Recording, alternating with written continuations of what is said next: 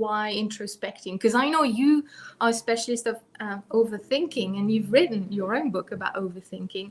And at some point I was like thinking, are people going to think that my introspection notebook is an overthinking tool, because I'm asking people, questions, and they write their own answers, etc. And I was thinking, well, no, because to me, overthinking is when it stays in your mind and then it goes round and round and round in this many form, and it's intangible, and you can't really get hold of it, and it's making you feel not very well, if it's too much.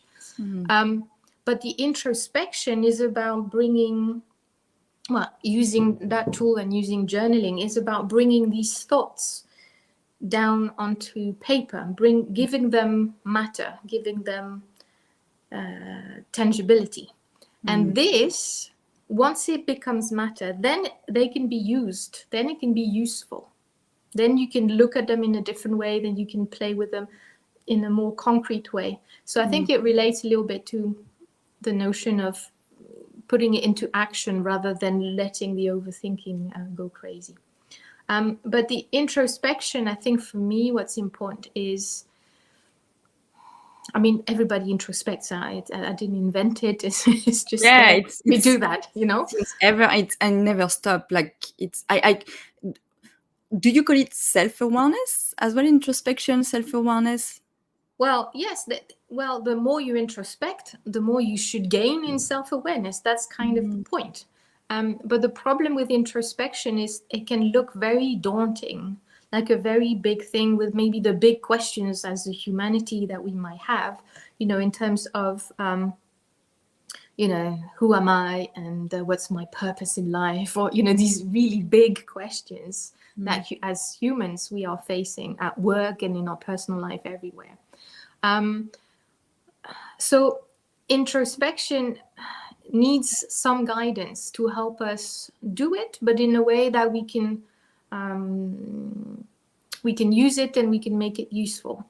Often people have big introspection at big life crisis moments, like a job loss, losing a person, a big change in their lives, an illness, something really major. And if they haven't practiced introspection, then it's like a big challenge.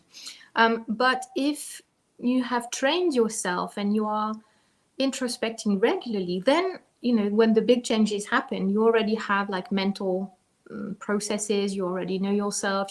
There are things that are already in place to help you maybe go through these challenges a little bit smoother, let's say. It's never easy, but a bit smoother.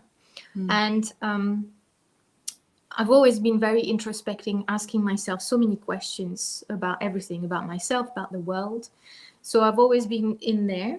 But I found that once I started writing for myself first as a journaling, then I started gaining more self-awareness, because the paper was more like a mirror.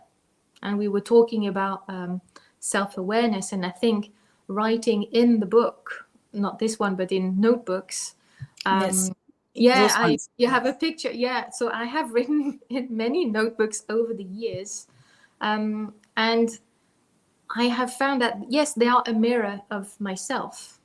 So I could just write. And then I could read again. I could kind of go, oh, what's going on really? And kind of put some structure and maybe see some patterns. And so it became more useful than just thinking in my head alone. It's like talking to someone else, but it's talking to yourself, but on paper. Yeah,